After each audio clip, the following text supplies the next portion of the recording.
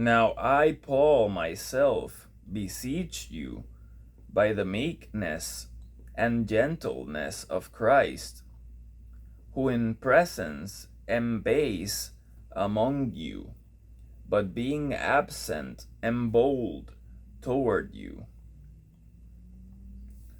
But I beseech you, that I may not be bold when I am present with that confidence, wherewith I think to be bold against some which think of us as if we walked according to the flesh. For though we walk in the flesh, we do not war after the flesh.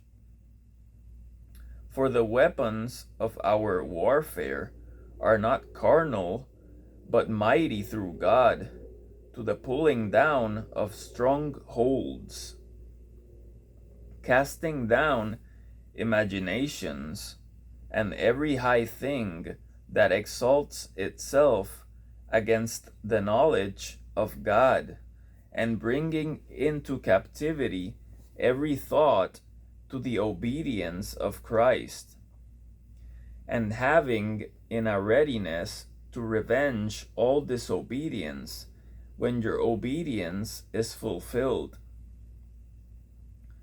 Do you look on things after the outward appearance?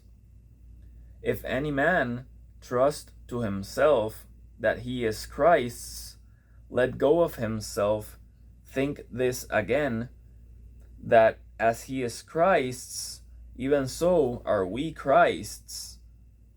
For though I should boast somewhat more of our authority, which the Lord has given us for edification, and not for your destruction, I should not be ashamed, that I may not seem as if I would terrify you by letters. For his letters, say they, are weighty and powerful, but his bodily presence is weak, and his speech contemptible. Let such an one think this, that such as we are in word by letters when we are absent, such will we be also indeed when we are present.